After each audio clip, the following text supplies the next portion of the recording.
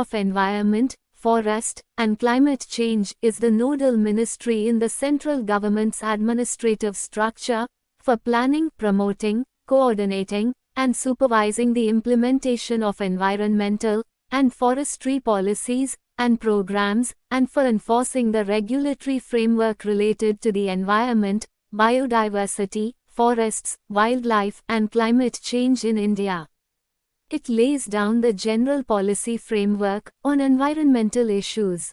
The Central Pollution Control Board is a statutory body established by the Water Prevention and Control of Pollution Act, 1974, and vested with powers and functions by the Air Prevention and Control of Pollution Act, 1981. State pollution control boards have been established in various state capitals across the country to advise respective state governments on environmental control and protection. All SPCB serve the interests of the states in which they operate. They carry out CPCB directives, as well as all acts enacted from time to time. The SPCB has also branches at different towns in the states.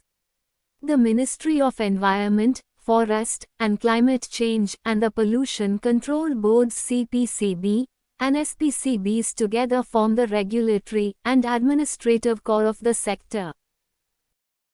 Central Pollution Control Board is the central authority that frames the standards and implements the regulations relating to industrial pollution, waste management, emissions, or effluent standards, etc., across the country with the assistance of the relevant state pollution control boards and the Union Territory Pollution Control Committee. The CPCB can issue directions, restrict operations, and impose environmental compensation against non-compliant industries.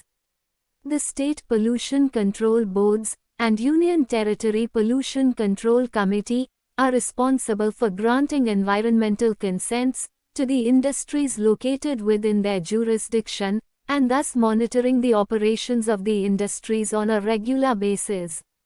They are the authorities responsible for ensuring proper implementation of the regulations relating to pollution control, waste management, compliance with emission and effluent standards, etc. They have the power to issue directions, closure orders, and remediation costs against non-compliant industries. The Ministry of Environment and Forest regulates and ensures environmental protection, as well as developing legal and regulatory frameworks. Some of the most important environmental regulations are as follows. The National Green Tribunal Act, 2010. The Environmental Protection Act, 1986. The Water Prevention and Control of Pollution Act, 1974. The Air Prevention and Control of Pollution Act, 1981, and Hazardous and Other Waste Management and Transboundary Movement Rules, 2016. In this video, MindSync will provide you with a brief overview of each regulation.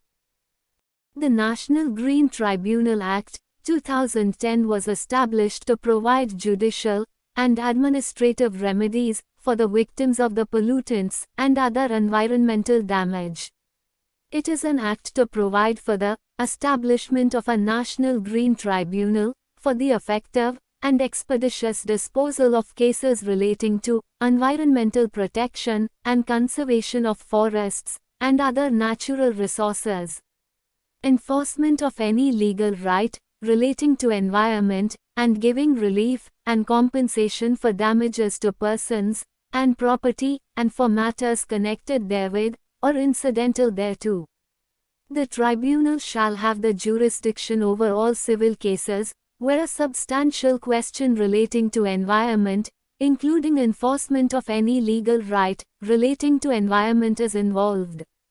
The tribunal deals with the civil cases under the 7 acts related to the environment. They are the Water Prevention and Control of Pollution Act, 1974.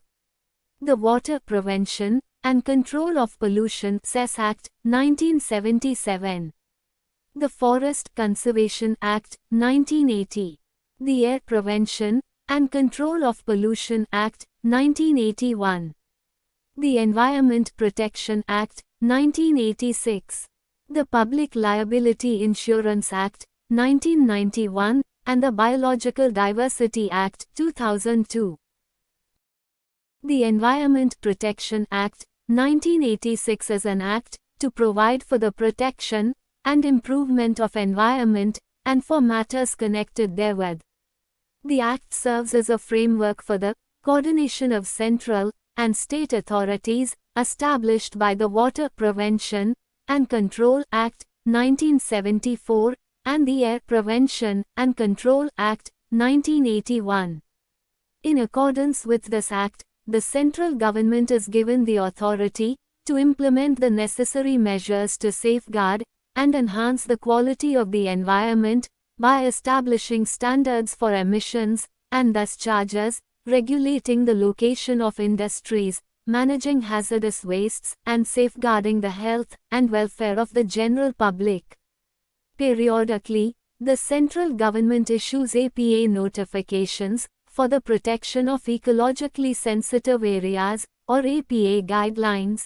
The Environment Protection Act involves the following rules: E-Waste Management Rules, 2016, Biomedical Waste Management Rules, 2016, Construction and Demolition Waste Management Rules, 2016, Hazardous and Other Waste Management and Transboundary Movement Rules, 2016, Manufacture, Storage, and Import of Hazardous Chemicals Rules, 1989, Coastal Regulation, Zone Notification, 2011, Environment Impact Assessment Notification, 2006, and Plastic Waste Management Rules, 2016.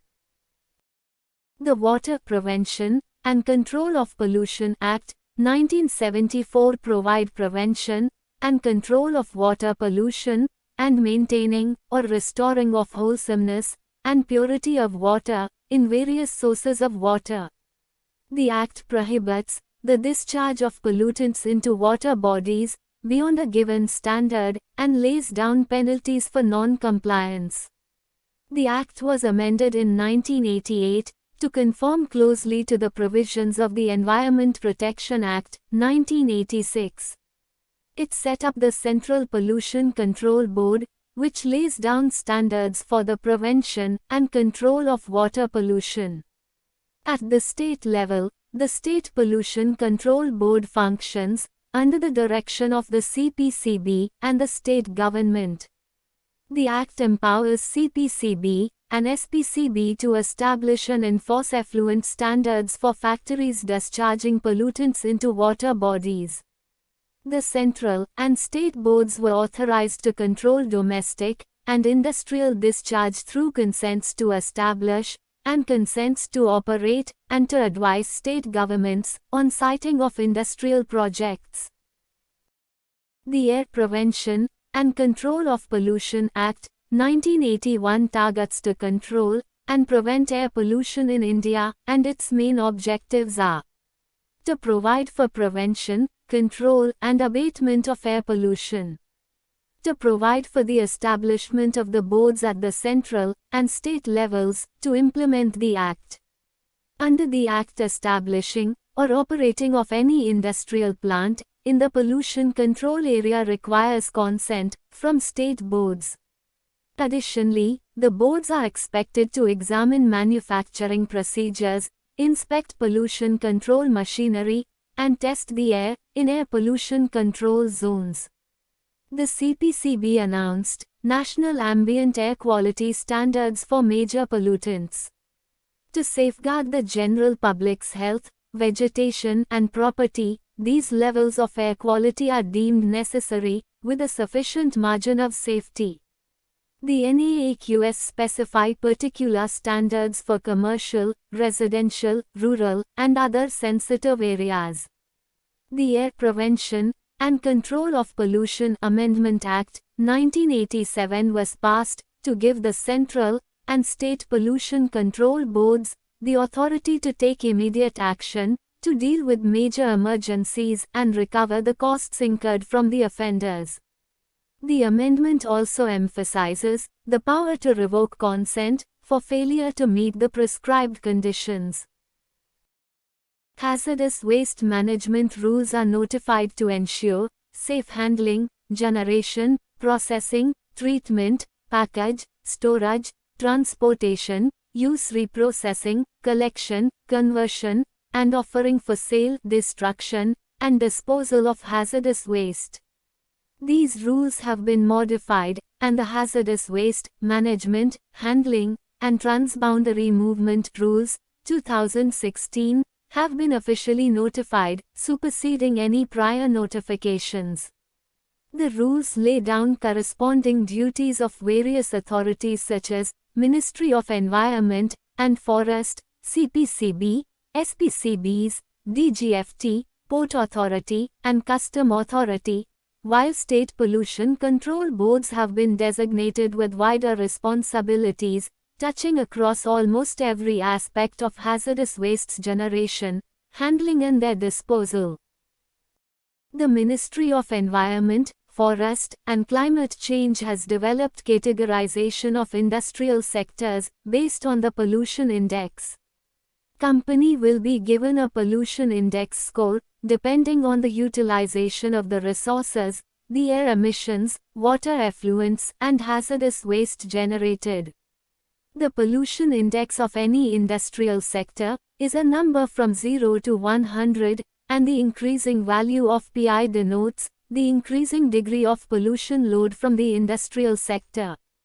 The following criteria on range of pollution index for the purpose of categorization of industrial sectors are: industrial sectors having pollution index score of 60 and above falls under red category. Industrial sectors having pollution index score of 41 to 59 is orange category. Industrial sectors having pollution index score of 21 to 40 is green category. Industrial sectors having pollution index score inclusive and up to 20 is white category. White category of industries pertains to those industrial sectors which are practically non-polluting, such as cotton and woolen hosiers making, electric lamp and CFL manufacturing, by assembling only, scientific and mathematical instrument manufacturing, solar power generation, through photovoltaic cell, wind power, and mini hydel power of less than 25 megawatt.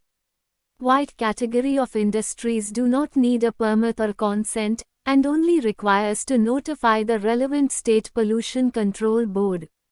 For all the others, red, orange and green industries, there are multiple numbers of environmental permits, depending on the kind of activity and the size of the business.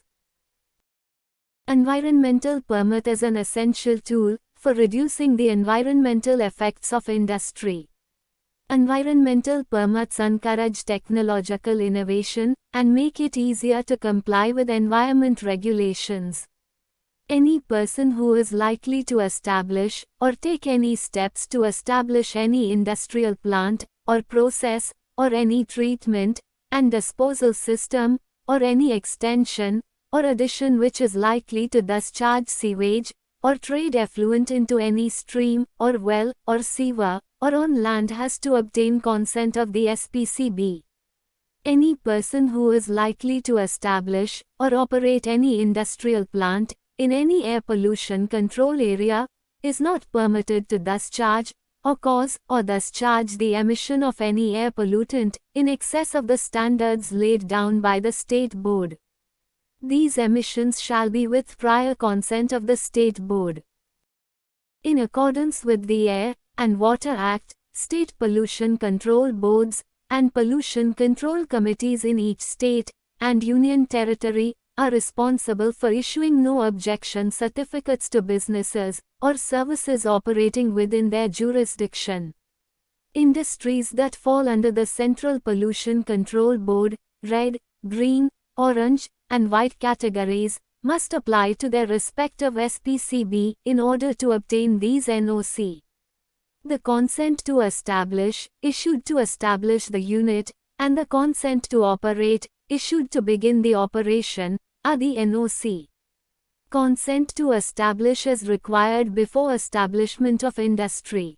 It is prior intimation to Pollution Control Board about proposed business activity, its pollution potential, and proposed pollution control measures.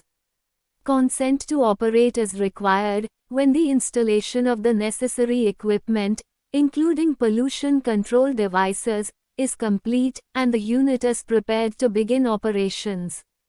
CTE and CTO and their renewals under the Water and Air Act can be obtained by submitting a combined consent application to the relevant SPCB. In certain circumstances, central approval, permit, or environmental clearance required from one or more of the following. Authorization as a producer under the e-waste rules. Environment clearance under Environment Impact Assessment Notification, import or export of hazardous waste under the Hazardous and Other Waste Rules. Central Groundwater Board for groundwater extraction related permits. Petroleum and Explosives Safety Organization permits relating to storage of diesel at sites for generators. With our end-to-end assistance in obtaining consent from the Pollution Control Board for your business, MindSync can make the procedure quick and hassle-free. Stay tuned with MindSync to get all the latest updates. Get in touch with us for all your business compliances. Thank you.